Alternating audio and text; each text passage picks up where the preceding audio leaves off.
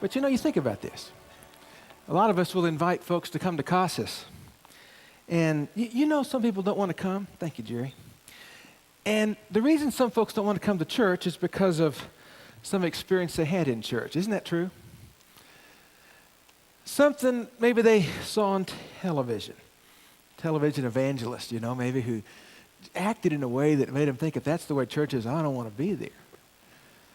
And one of our hopes is that this is a place where you and I come and find Jesus Christ and know the heart of the real Jesus Christ, because that's critical. Because the destiny God has chosen for every one of us is to come to look like Jesus Christ. So we ought to have a fair view of what the real Jesus looks like. Wouldn't that be good? He is not some detached, uncaring, disinterested, boring Jesus as presented in the Salmonex sermon. That's true. Neither is he some angry, judging, scorekeeping, merciless Jesus as presented in the Terminex sermon. And he's not some feel-good, namby-pamby, milquetoast, whatever Jesus who's afraid to challenge the status quo. He is instead a dynamic, involved, loving, caring Jesus who's not afraid to stand up for morals and values and who's lovingly transforming us to look just like himself. That's his plan. So take your Bibles with me. Glenn and I have been worshiping with you through Romans, and we come to a classic passage this morning which really spans all of eternity. I want you to look with me in Romans chapter 8, beginning in verse 28. 3 verses we'll look at a bit this morning. Paul writes, "And we know that in all things God works for the good of those who love him." Now, do you know that? Do you know that everything that comes to us in life, God molds and utilizes for a purpose, and that purpose is to make us like Christ? Do you know that? When difficulties come, we know that in all things God works for the good of those who love him, who've been called according to his purpose. Now notice, he doesn't work for the good of everyone at this point, just those who love him, who are committed to his plan. Verse 29. "For those that he foreknew," that's a beautiful word, "he also predestined to be conformed to the likeness of his Son, that he might be the firstborn among many brothers." You know what this means, in essence, that last phrase? God is so impressed with Christ, and he determined to fill a world full of folks who look like Christ. In fact, his destiny for every single creature, humankind he made on the earth, every baby that's born, he's got a plan. It's planned. What he'd love to see is that child grow up one day to look like Christ. Verse 30. "This may be the golden chain of the Bible. And those he predestined, he called, and those he called, he justified, and those he justified, he also glorified." I was sitting with Julie this week and working on this sermon, spent a lot of time on it. I was really frustrated on Thursday morning. Oh, it was Friday morning. I was a day late. And we were sitting at McDonald's, and I'm going over my sermon with her, and I'm kind of frustrated. And I'm saying, the problem is, I've got 5 different sermons here. You could preach 5 or 6 sermons out of this passage. You could talk about God's love and his foreknowledge. You can talk about the whole span of eternity, which this passage totally includes. You could talk about the purpose of Christ-likeness. You could talk about the process that God uses to mold us maturity. You can talk about abortion out of this passage and Darwinianism. And I said, "Julie, I've got 5 or 6 sermons here." And here's what she said to me. "Why don't you just pause and imagine your son or daughter were sitting out in the audience. What would you like for them to know out of this passage?" Well, that's fair. That narrowed things down. Because I'm not going to preach 5 sermons over the next 5 weeks on this for many reasons. What would I like for my son or daughter to know out of this? Well, I think one of the first things I'd like for them to know is the span of eternity that God has put in his heart for every one of us. Think about this. He foreknew us. I misspelled that. He foreknew us Before the foundation of the world, He knew us. He made a plan for us. He predestined a plan for us. And then He called us. And then He justified us. And then He glorified us. And there's the whole span of all eternity. See, back here, before He even here's where He makes the world and the cosmos. There's the earth.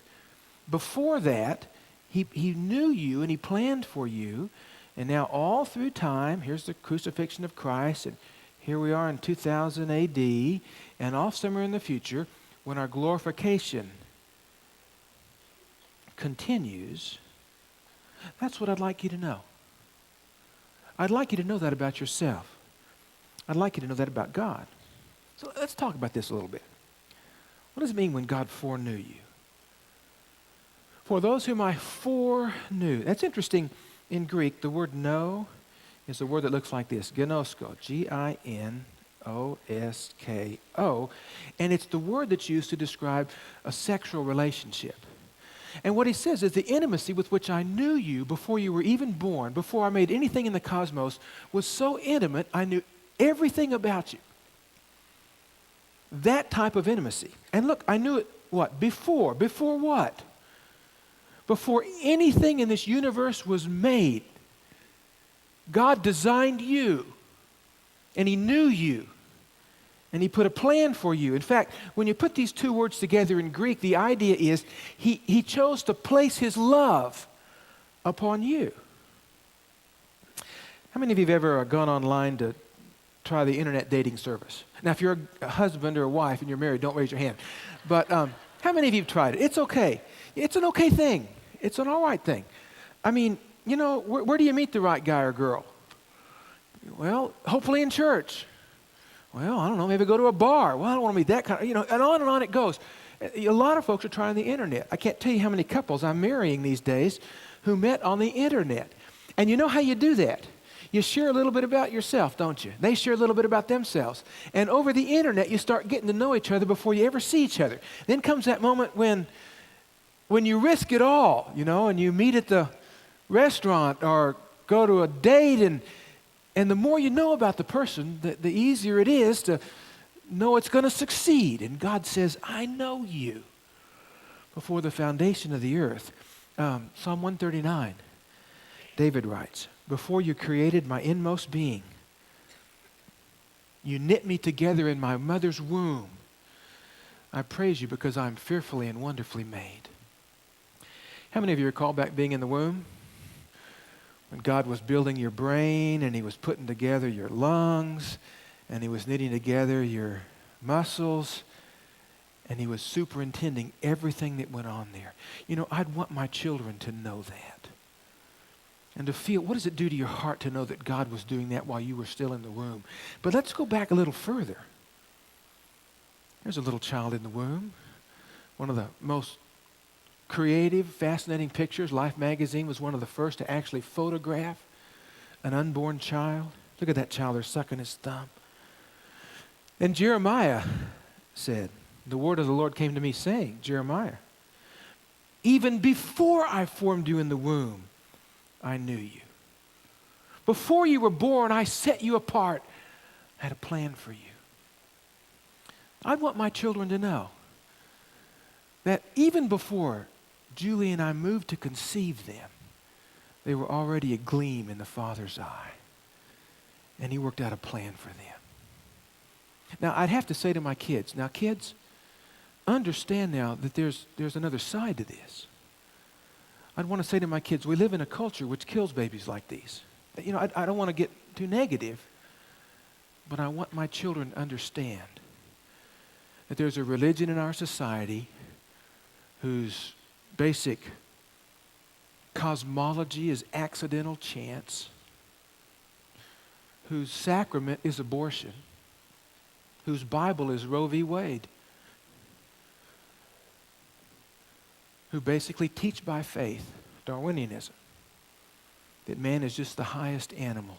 And I'd want to teach my children the value that every little baby, even those that are killed and sucked out of the womb, are loved by God, are valuable to God, are worth a lot to God. And no Supreme Court decision seeking to justify it on absolutely no constitutional grounds can justify anybody murdering a baby in the womb. I'd want my kids to know that. So kids, don't be sucked in to the secular religion of our society, which is that okay to say to my kids?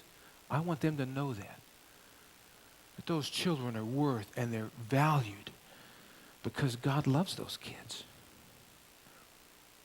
You know what I'd want my kids to do? I'd want my kids to go see X-Men 3. That's Julie's favorite movie. Can you believe that? She loves this movie.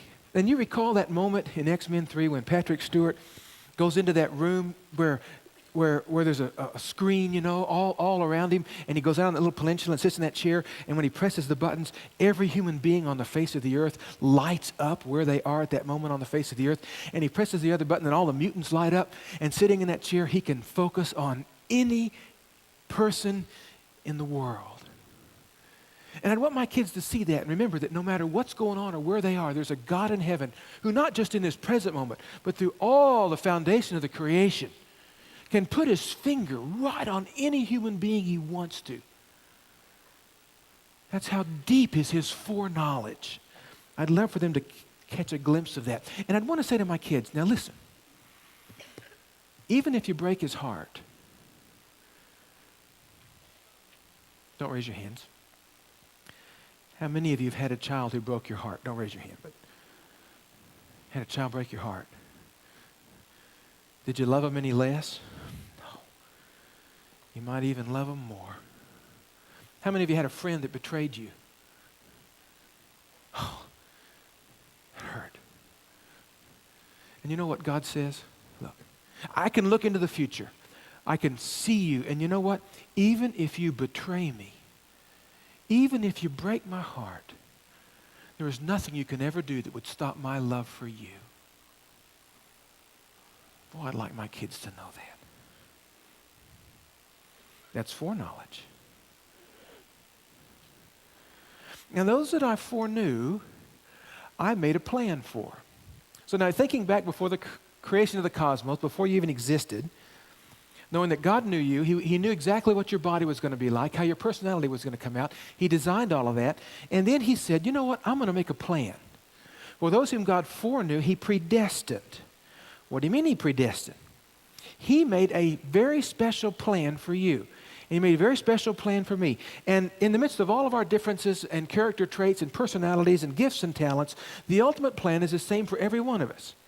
For God foreknew, he predestined for the purpose of conforming his children to look like Jesus. God works in all things. I don't want my kids to know this. Whatever comes to you in life, I want you to know that there's nothing out of control, that there's nothing here out of the ordinary, that no matter what happens to you in life in the midst of a broken world, there's nothing happened that God hadn't allowed or sometimes even designed, all for the purpose of drawing you to his heart and molding you to be more like Christ. So when they're born with some troubles chemically, God's still working this out. He's breaking your heart to be like Christ. Trust him. You know, he didn't say here all things are good, did he? He never said all things are good. Sickness isn't good, is it? Cancer isn't good, is it? Divorce isn't good, is it? A child that's born with all kinds of handicaps isn't good. A child that's stillborn isn't good. It's a broken world. But it's real interesting to me that in Greek, Paul writes this in what's called a causative participle, so to speak, in which he's defining the cause. And the cause behind all these things, whether good or bad, is the God in heaven who loves you and who's making a plan for you, and he's working out your plan. And what he says is, just trust me. How many of you like to eat cake? We all like to eat cake. Sure. Think of the ingredients that go into cake. When's the last time you just took a big tablespoonful of baking powder and just swallowed her down? You wouldn't do that. But you know, you can't make a cake without baking powder. And I'd want my kids to say, you know, analyze, watch what's coming to you in your life, and understand that there's nothing here out of control. And if you'll keep your eyes open, God's going to use all these things to make you look like Christ. He's predestined you, children. One of my favorite passages has helped me a lot through the years. It's in the book of Jeremiah, when those all things come to me, and I realize God's fashioning me, and sometimes it's like He's molding and things aren't feeling good. God came to Jeremiah in Jeremiah 18 and said, here's the word of the Lord. He said, now Jeremiah, you go down to the potter's house. I'm going to teach you a lesson at the potter's house. So Jeremiah writes, I went down to the potter's house, and here's this potter working at the wheel. Julie's dad, in his retirement years, has become a potter.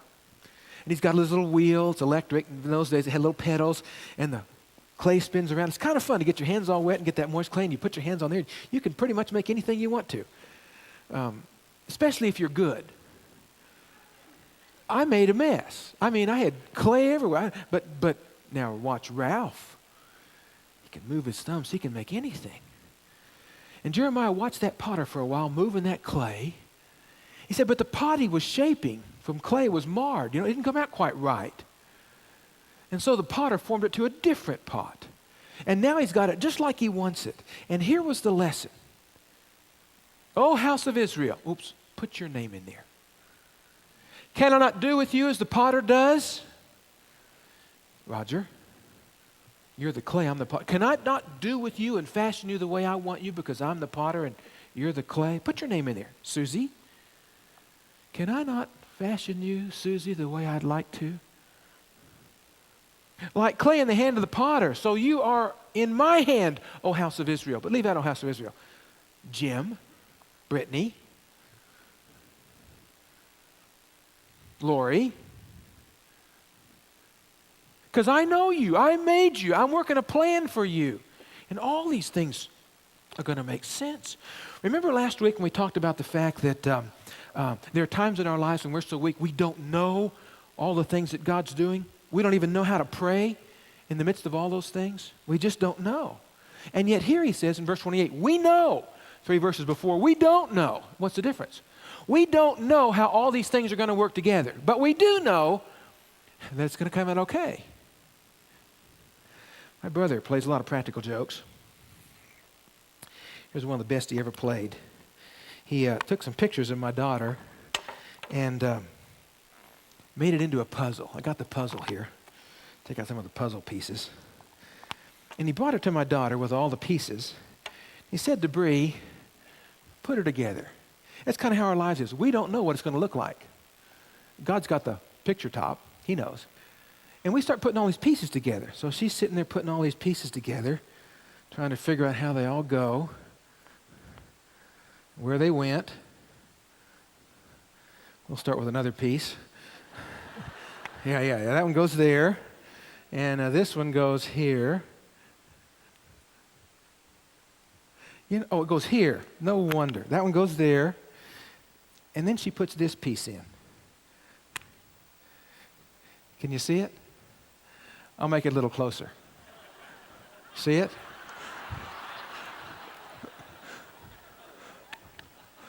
And that child took one look at that picture and she wasn't all impressed. But the truth is when God finishes with us, when He's made us like He wants us, we're not going to be standing around with our fingers stuck up our nose. We're going to look a whole lot like Jesus. Sure we are. For those whom He foreknew, He predestined. Now watch. He also called. See, there comes a moment in all of our lives when we have to get involved. See, I'd want my kids to know that you're planned for, you're known beforehand, but there's going to come a moment when God calls you, and you can say yes or no. Isn't that true? See, there's coming a moment when God calls all of us, and sometimes it's just looking in nature, He says, and you can know God's there, and He's beginning to call. Sometimes it's just in the innermost moral conscience where God begins to work. Sometimes it's the person next door who talks to you and shares the gospel with you. But there comes a moment when the Holy Spirit begins to draw you, whether you grew up in a Christian home or not, whether you're close to God or far, and He's calling you and He's inviting you to say yes. Some of you have watched God's plan in your life and you haven't yet become Christians. Think about His hand in your life. Maybe you moved to Tucson, you didn't know anybody, and you landed in a house right next to some folks who knew Christ and were the best neighbors you ever had. Could you imagine maybe God put you there? Maybe you didn't know you were going to get this job, but God gave you the best job you could ever imagine. Could you just imagine that maybe it was God in His predestining that's bringing you to that job, and if you'll wake up to see His plan when He calls, you realize what God's already been doing, and you'll say yes, because He's calling you. And there's some of you this morning right now that He's calling. You know, I said to my kids, when God calls, you always say yes. When you hear Him prompting, you always say yes. Because God's working out His plan. And you can't do it alone because you're a big part of it. And maybe this morning He's calling you. It's time for you to settle down, get plugged into this plan, and receive the call. And when you do that, He would say, now would you just back off and rest a little bit? Just rest. Just take it easy. You don't have to be somebody you're not. You don't have to try to become someone you're not. Oh, He's going to make us look like Christ, but He's going to use your personality and your talents and your gifts, and they're going to be different than mine, and will all reflect the what? The character of Christ. But you don't have to do anything but rest in His work. It's what Jesus said in John 15. I'm the vine, you're the branches. All you got to do is plug in. You say yes to the call and you plug in. And I'm going to do the growing. It's not your job to do the growing. If you watch all these 5 words in this golden chain, He foreknew, He predestined, He called. In fact, Jesus said you can't answer the call unless I draw you. He's even drawing you. He justifies. He glorifies you. Stop fighting it. It's the book of Hebrews. Rest and let Him do His work. And what will happen is over time, you'll begin to realize the results of what's happening. And it begins in those moments of what? When you say yes, He justifies. We talked about that a lot in Romans. Let me make it really simple. I'll call it this. I'll call justification, let me get my pen out here. I'll call justification the gift of worth or the gift of value. See, when a person says yes to Christ, his stock just soars in God's heart. When you say yes to the call, your value just soars. And you're, what? Forgiven and accepted and adopted and welcomed into the family. And we're placed in a position that is immaculate, that is solid and secure, and it's impeccable, and it's drawn into the intimate heart of God when we're justified, and we become totally valuable to God. What's valuable to you? I got to thinking about that. My car has value. My house, yeah. My golf clubs, yeah. But they're inconsequential, aren't they? When I sat with Julie yesterday, she had the 24-hour virus. Oh, boy, was she sick. You know, and I just sat there on the bed with her, and I looked at her and said, you know, you're the best thing that ever happened to me. You're the best wife. And you know, the truth is, everything I really valued is where? Right there in that bed. See, it's the relationship. You think God, the most valuable thing to God is His universe, is the creation, or the atoms?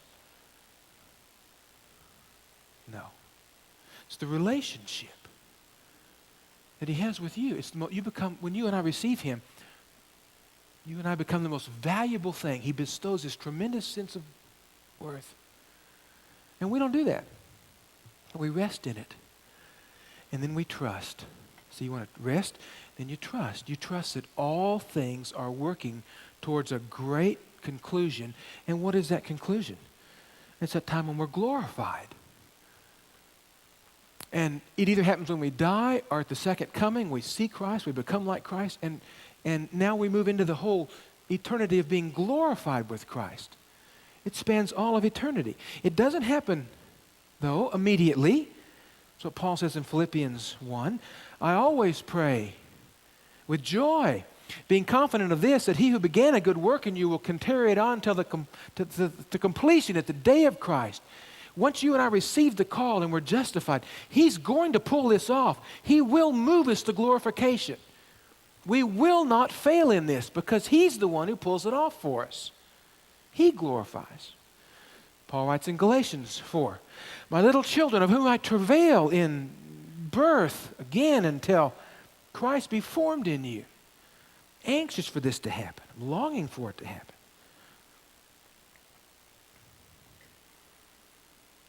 And it happens.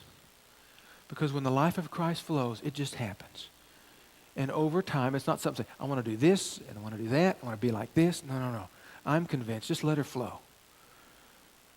Just enjoy the span and let the Holy Spirit work. And little by little, you and I will be becoming to look like Jesus Christ. So just a moment. What might that look like? You know, I'd want my kids to know that. You know, we talk about his tender compassion, his sweet heart, his love. You know, all those are true, and I'll mention those in a second. But, you know, I'm also deeply concerned that we don't miss in church the side of Jesus, which sometimes looks up to sin and evil and wrong and says, you whitewashed tomb, you look so clean on the outside, but there's death within you. You know who he said that to? He confronted the religious leaders of his culture who were leading people away from God.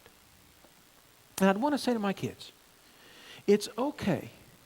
Who are the whitewashed tombs of our society? Who are they? Well, I would say, I'm not going to call names, but describe a little bit. It's the secular humanists of our society who are so harshly, deeply involved in denying the existence of God that they'll do whatever possible to force it into our culture. A whitewashed tomb is a religious leader, and secular humanism is a religion. It's leading people away from the real God. And I want to say to my kids, when you're watching television, when you're listening to the media, listen with an open heart here. Because a whole lot of this stuff is whitewashed tomb stuff, designed to lead people away from the real God. I want my kids to be aware of that. And it's okay sometimes in becoming like Christ to stand up against our culture and say, no, that's not right. It's okay. Because that's part of becoming like Christ. It sounds so negative, but it's part of being like Christ. We dare not omit that. But you know, he never said that to the sinning people. He never addressed the sinners like that. He had no qualms about speaking to the religious leaders who were leading people away from God. He talked to them, but he never said that to the normal people. See, if you're a religious leader, if you're a leader, you've got this big responsibility. Handle it well, he said. But to the other folks, you know, just like you and me, he'd say,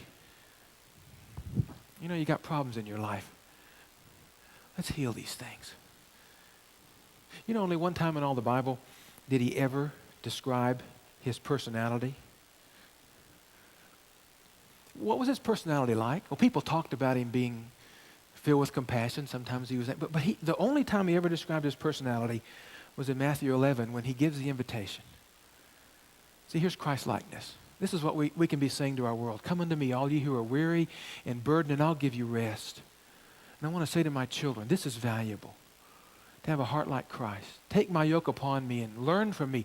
And here's what he said, I am gentle and humble in heart, and you'll find rest for your souls. I am gentle and humble in heart. There's a time when the gentle, humble Jesus has to stand up and speak out against sin and unrighteousness. And he'll get persecuted for it. And he says we will too. It's one of the Beatitudes. There's time for that. But the character he develops, I'm humble and I'm gentle. Well, we could talk about the dimensions of that for all time, couldn't we? And we talk a lot about that here. But remember that story of that little girl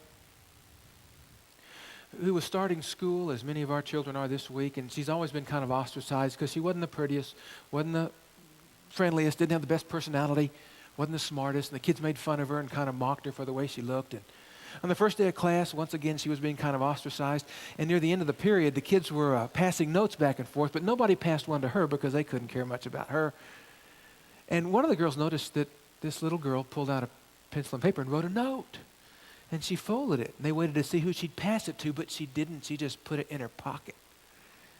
And at recess, they watched her go out and find a faraway tree. And in the branches, she tucked away her little note, left it there. Some of the girls who made fun of her ran over there to see what she'd written, and here's what the note said. To whoever finds this note, I love you. You know, that's your heart, isn't it? That's the kind of folks Christ came to minister to. It's the heart of compassion. To look like Christ. Whose baby are you? That's an interesting question. Whose baby are you? You know, you've seen the pictures of Angelina Jolie's baby. Look at those lips. There's no doubt who's that baby belonged to. Isn't that right? Look at that. Like mother, like daughter. Here's Angie Follett. Oops. Where's Angie Follett? Oh, you went away. I'm sorry. But if you put Angie Follett and Chandler and Collie up, you'll say, we know whose babies those are. Whose baby are you? See, over time, God will grow us to look like Jesus. How does God love me? Let me count the ways. He foreknew me before the foundation of the cosmos. He predestined a plan for my life to be like Christ. And then he called me. And when I said yes, he justified me, all for the purpose of glorifying me to be like Christ. So rest, trust. Because he's in the process of taking us where he is.